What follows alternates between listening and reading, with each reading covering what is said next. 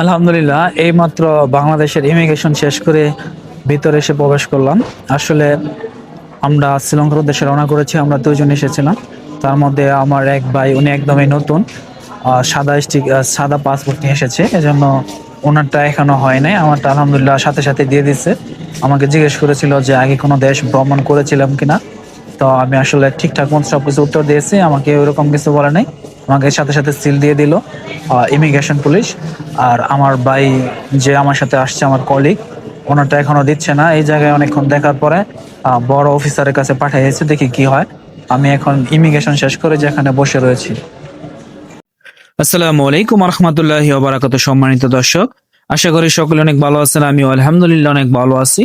তো আমি এই মুহূর্তে আছি হযরত শাহজালাল আন্তর্জাতিক বিমানবন্দরে। আমাদের গন্তব্যস্থান হচ্ছে শ্রীলঙ্কার কলম্বো শহরে। তো আমি আপনাদেরকে আজকে দেখাবো যে কিভাবে আমরা বাংলাদেশের ইমিগ্রেশন পার হই এবং কোন এয়ারলাইন্সে করে আমরা শ্রীলঙ্কার উদ্দেশ্যে যাব। এবং সেই সাথে দেখাবো যে আমার সাথে একজন নতুন সফর সঙ্গী এসেছে, সে একদমই নতুন। সে সাদা পাসপোর্ট নিয়ে কিভাবে বাংলাদেশের ইমিগ্রেশন পার হবে সবকিছু ইনশাল্লাহ আপনাদের মাঝে তুলে ধরবো। তাই শুরু থেকে শেষ পর্যন্ত ভিডিওটি দেখার অনুরোধ রইল ইনশাল্লাহ।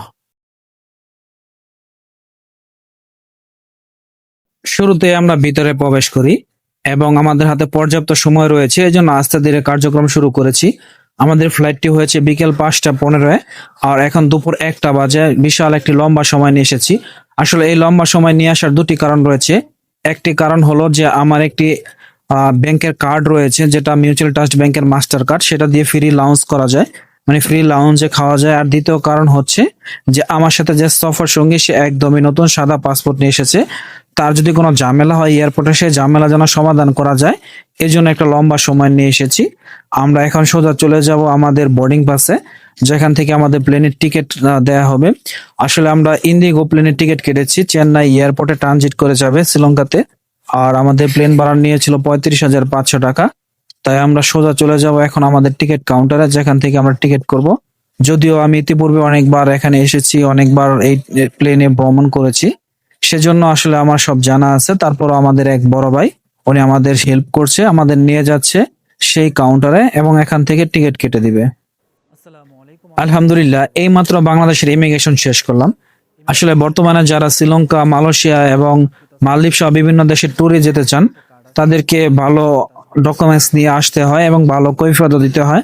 আলহামদুলিল্লাহ সহজ হয়ে গেছে বিভিন্ন দেশে ঘোরা থাকার কারণে এবং পাসপোর্টটা মজবুত থাকার কারণে এবং সেই সাথে ডকুমেন্টস গুলো মজবুত থাকার কারণে অল্পতেই হয়ে গেছে। এখন সমস্যা হলো আমার সাথে যে সফর সঙ্গী, যে একদমই নতুন, সে এখনো আসতে পারে নাই। তাকে ডেকে নিয়ে গেছে এবং বড় স্যারের কাছে নিয়ে যাওয়া হয়েছে। আল্লাহ পাক ভালো জানে যে আসলে তার জন্য কি হয়। যাই হোক, অপেক্ষা করতে থাকি। আমাকে অনেক প্রশ্ন করা হয়েছিল এবং সেই সাথে আমার ডকুমেন্টস গুলো অনেক কিছু যাচাই বাছাই করেছে।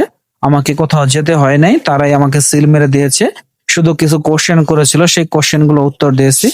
যাই হোক, আমার সাথে যে এসেছে তা সে এখনো ইমিগ্রেশন ক্রস করে আসতে পারেনি। তার ডকুমেন্টস গুলো দেখছে, যদিও তার ডকুমেন্টস গুলো একদমই স্ট্রং এবং সমস্ত কিছু আছে। তারপরও তাকে বড় স্যারের কাছে নিয়ে যাওয়া হয়েছে এবং দেখি কি হয় ইনশাল্লাহ। আসসালামু আলাইকুম রহমতুল্লাহ। আলহামদুলিল্লাহ, বাংলাদেশের এয়ারপোর্টের সমস্ত কার্যক্রম শেষ করে এখন ফাইনালি প্লেনের অপেক্ষায় বসে রয়েছি। আমাদের প্লেনটা হয়তোবা আর 5-10 মিনিট পরে আমাদের প্লেনে ওঠার জন্য বোর্ডিংটা খুলে দেওয়া হবে। আলহামদুলিল্লাহ, বাংলাদেশ থেকে শ্রীলঙ্কার উদ্দেশ্যে রওনা করেছি ট্যুরে। ইতিপূর্বে কয়েকটা দেশ ভ্রমণ করেছি, কিন্তু এই শ্রীলঙ্কাতে এই প্রথম যাওয়া। আর শ্রীলঙ্কার অভিজ্ঞতা কিরকম তা অবশ্যই আপনাদের সাথে শেয়ার করব। সেই সাথে শেয়ার করতেছি যে আসলে বাংলাদেশের ইমিগ্রেশনে বর্তমানে শ্রীলঙ্কাতে যাওয়ার জন্য শ্রীলঙ্কা যারা যাচ্ছে তাদেরকে খুবই চেকিং করছে, খুবই ভালোভাবে চেকিং করছে। কেননা এই শ্রীলঙ্কা হয়ে অনেকে বাইপাস ভাবে অন্য দেশে চলে যায়। এর জন্য এখন শ্রীলঙ্কান ইমিগ্রেশনটা খুবই কঠিন। তাই বাংলাদেশে ইমিগ্রেশন আমাকে কি কি জিজ্ঞেস করছে, এবং আমার সাথে আরেকজন আসছে যিনি একদমই নতুন, ছিল প্লেনে কখনো ওঠেনি, এই প্রথম উনি যাচ্ছে শ্রীলঙ্কাতে আমার সাথে ট্যুরে। যদিও ইতিপূর্বে ইন্ডিয়াতে একবার গিয়েছিল, এই সাদা পাসপোর্ট নিয়ে উনি যাচ্ছে।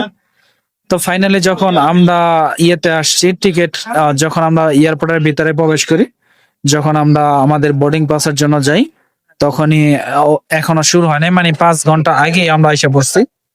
5 ঘন্টা আগে আসার কারণে মাত্র চেকিংটা ওপেন করছে। যাই হোক, আমরা যখন ফার্স্টে গেলাম, তো প্রথমে আমার পাসপোর্টটা, আমার যার সাথে যে নতুন ছিল ওনার পাসপোর্টটা দিছে।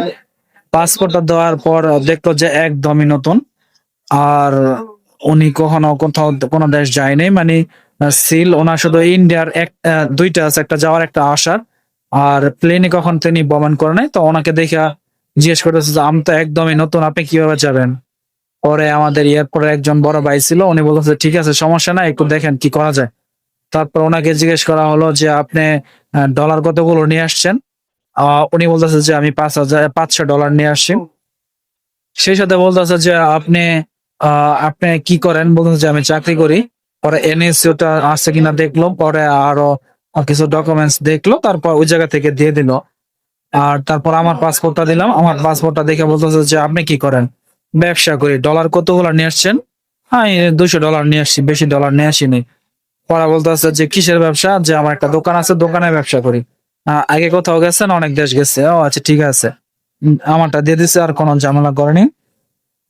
যাই হোক, যখন আমরা ইমিগ্রেশনে আসলাম, ইমিগ্রেশন আইসে দেখে একদমই ফাঁকা, লোকজন খুবই কম। তো আমি যেই স্যারের কাছে গেলাম, স্যার আমাকে বললো যে কোথায় যাচ্ছেন? শ্রীলঙ্কা। ইতিপূর্বে কোথাও দেশ গেছিলেন? হ্যাঁ, অনেক দেশ ভ্রমণ করেছি, হিস্ট্রি আছে। আচ্ছা ঠিক আছে, আপনি ওই যে ওই একটু স্যারের সাথে কথা বলেন, পাশে ডেস্কে স্যারে বসা। সেই স্যারের কাছে পাঠাইলো। উনি যাওয়ার পর বললো যে কোথায় যাচ্ছেন আপনারা? শ্রীলঙ্কা। কিসের জন্য যাচ্ছেন? স্যার ঘুরতে যাচ্ছি। আর যেহেতু একটা পূজার লম্বা ছুটি আছে বা বন্ধ আছে, সেই বন্ধটা কাটানোর জন্য ঘুরতে যাচ্ছি। ও আচ্ছা ঠিক আছে, ইতিপূর্বে কোথাও গেছিলেন? হ্যাঁ, ইতিপূর্বে গিয়েছিলাম। স্যার অনেক দেশে গিয়েছি, ইন্ডিয়া, তারপরে দুবাই, মালয়েশিয়া, সৌদি আরব সহ বিভিন্ন দেশ গিয়েছি। ও আচ্ছা আচ্ছা ঠিক আছে। সাথে সাথে আমারটা কি যেন একটা সিলে লিখে দিল এবং বললো যে আপনি ইমিগ্রেশনে চলে যান। তারপর আমি ইমিগ্রেশনে এসে বললাম, আমার পাশে আমার সাথে যে এটা ছিল, আমার সাথে যে নতুন ছিল মোটামুটি, তাকে আটকে দিছে। তাকে তো দেয় না, কি কি অবস্থা, কি করা যায়। বলতো যে আপনি কি করেন। অনেকে হচ্ছে আর পারে, উনি একটা পুলিশ দিয়ে ওনাকে বড় একটা স্যারের কাছে পাঠানো হয়েছে, যে বড় একটা স্যারের রুমে পাঠানো হয়েছে। ওইখানে যাওয়ার পরে ওনাকে অনেক কিছু জিজ্ঞাসা, আপনি কি করেন, কোথায় চাকরি করেন, এবং আপনি কত দিনের জন্য যাচ্ছেন, কিসের জন্য যাচ্ছেন, সবকিছু আসলে বলতেছে। তো উনি বলতেছে যে আসলে আমি একটু চাকরি করি, আমি ছুটি নিয়ে আসছি, যেহেতু লম্বা একটা বন্ধ আছে, সেই বন্ধটা ছুটিটা কাটানোর জন্য আমি আসতেছি। সেই ছুটিটা কাটানোর জন্য আমি যাচ্ছি। তারপর উনি বলতেছে যে আপনার ব্যাংক ব্যালেন্স কিরকম আছে। তারপর উনি ওনার ব্যাংক ব্যালেন্স দেখালো, অনলাইনে ঢুকে ওনার ব্যালেন্সটা দেখালো, ট্রেড লাইসেন্স এটা দেখালো, ব্যাংক স্টেটমেন্ট দেখালো, তারপর ওনাকে দিয়ে দিল। যাই হোক, এই ছিল আমাদের বাংলাদেশের ইমিগ্রেশনের জিজ্ঞাসা।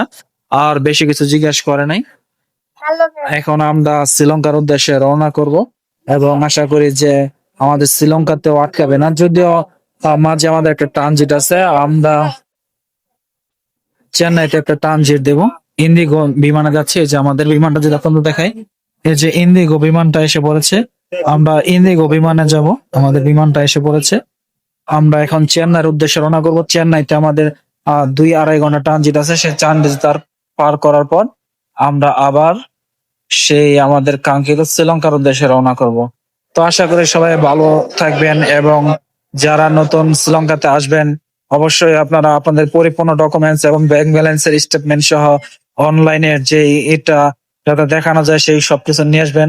আশা করা যায় যে এইগুলো নিয়ে আসলে আপনার ভ্রমণটা আর কষ্টদায়ক হবে না, পেরেশানির হবে না। আসসালামু আলাইকুম রহমতুল্লাহ।